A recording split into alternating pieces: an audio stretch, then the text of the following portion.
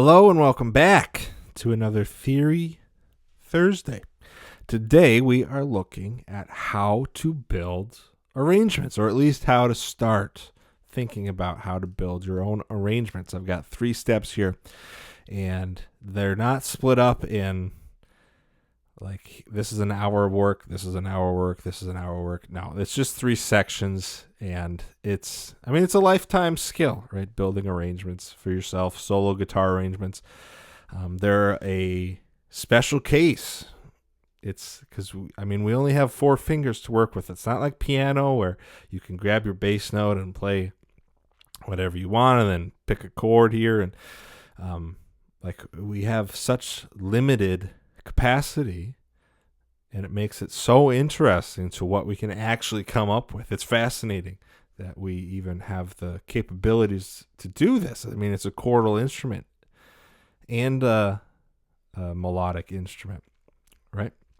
Just like piano. It's like a mini piano, basically. Yeah, it's fascinates me when I think about it. Anyway, 3 steps to start building your own arrangements. That's what we're talking about today. I've got my Timex Easy Reader on and my red tie. And as always, if you've been enjoying the tune videos, the theory videos, the solo videos where I make arrangements of tunes, a like and subscribe is always appreciated, but not necessary. It helps build the community, and I love making these videos. So I think that's it. Without further ado, arrangements. Let's go.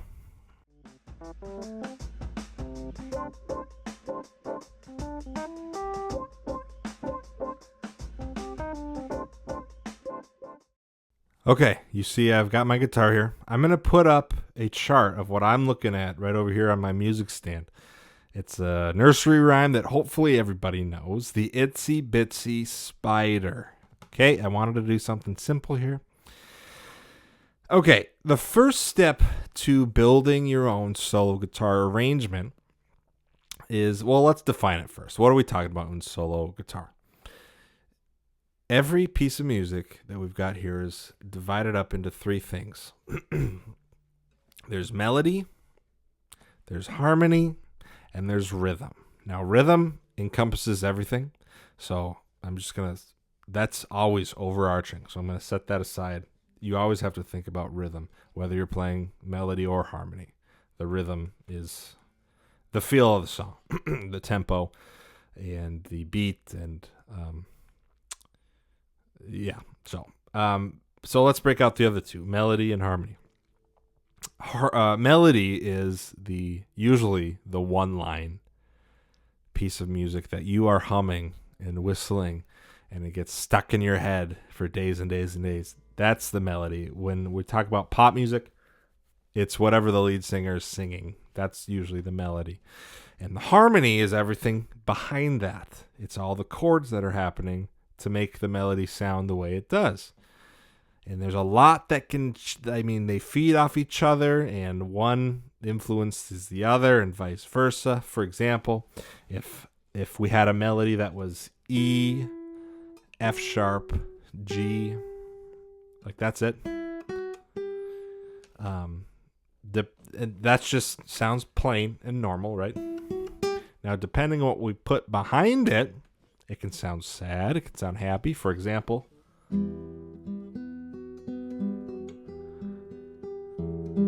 or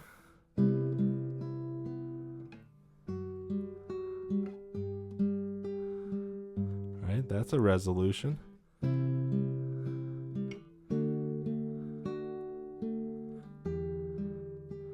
Deceptive cadence.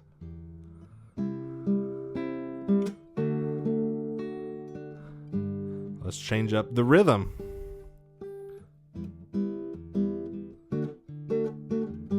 All right, that's all the same melody. All right, E, F sharp, G. Okay, so there's so much that you can do with both things, with harmony and melody, and changing up rhythms and all that. So that's what we're talking about today, is a solo arrangement is all those things put together.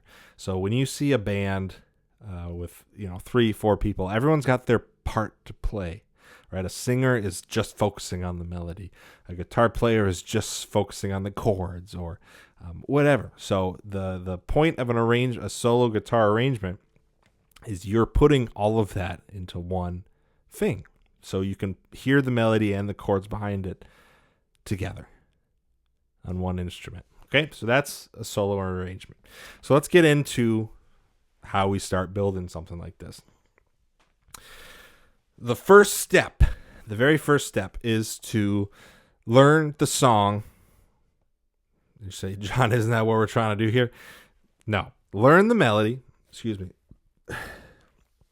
Learn the melody and the chords separately so you know exactly how it goes. You can sing it in your sleep when you're not looking at the music, and you know where the chords are going to be every time the melody comes up. So if I saw something like this, I would start by learning the melody.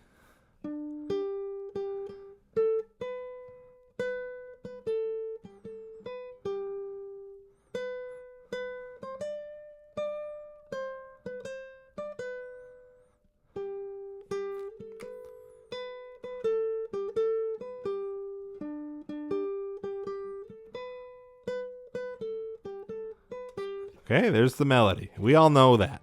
That's the itsy bitsy spider. Now behind that is the harmony.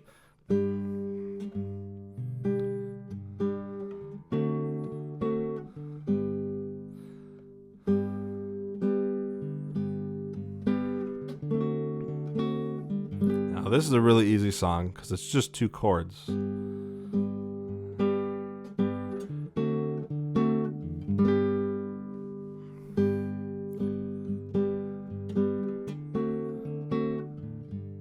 It just goes back and forth, G to D, and sometimes it says D7, whatever. So that's the first step. Know the song, learn the melody so you can sing it in your head. Learn the chords so you know what's going on in the background. That's the first step. The second step to putting all this together is to be able to play the melody and start searching for the root notes, the bass notes, okay? So if I'm playing the melody, if I'm looking at this music, I see that melody note, right? D, G, there's a G written right above that. That means we're supposed to be hearing a G chord along with that note. So anytime I see a chord like that, I'm going to throw in the root note of that chord. So in this case, it's just going to be a G. Every time a D comes along, I'm going to play a D. Now, the tricky part to this is depending on where you are on the guitar neck, your root note might be somewhere that you didn't play it before. So let's go through this. Like here. Here's the melody way up here on B. So where's the closest G root note? Well, it's going to be right here on the D string. Now, you could play an open string for the D, but I'd warn you against playing open strings for your root notes because it's going to make the last step a lot harder for you, okay? So when we're trying to find root notes, try to find it on a string, not open, okay? So what do we have so far? Here's your root note. Here's your root note. And then, okay, so here's the melody. Closest D is right here.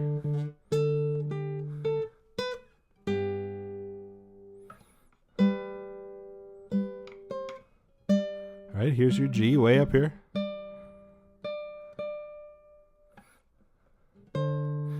And there's a couple of different ways you could do this. Here's a D. Here's a D. And then where we go, B. So it's all about finding the root notes.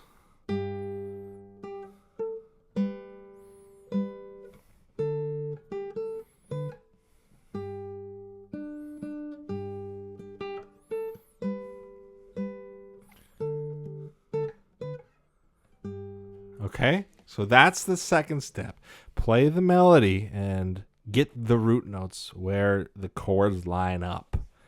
Okay, now the last step, this is the big hurdle. If you can get all that, now it's time to add your chords. Now, keep in mind, you don't need a root note every single time you have a melody note, and you also don't need a chord every time you have a melody note. For example, you could play the first measure like this.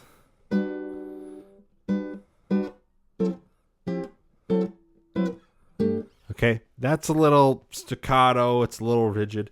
Free up your arrangements by keeping an eye out for those passing tones. All right, where's this melody going? Right, that's obviously a destination note, which means this A is just a passing note. Do you really need a chord there? So here's what it sounds with the chord. Okay, now here is without. Right, it gives you time to set up for the next one, and you're not losing any context in the situation because that A is just a passing note, right? It's not in the chord G, right? So that's kind of how we know.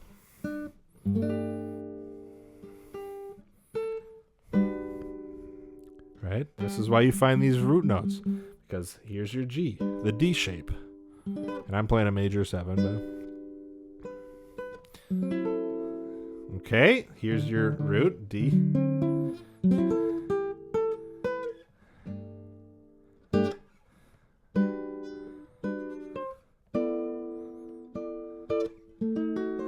Okay, now once you learn some more chords, get a little bit more advanced, I know that since this is a D7, and it's the 5 of where we're going, I can throw in a diminished chord built off the flat 7, which just so happens to have a C in the melody.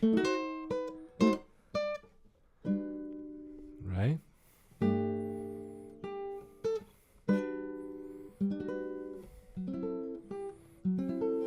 Do you hear that? Where I'm playing the D, single note, D chord, single note, right? You have to let it breathe too. It can't be,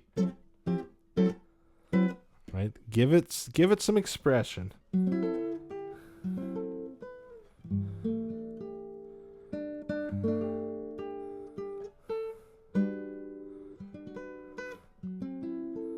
And you could, create some dissonance.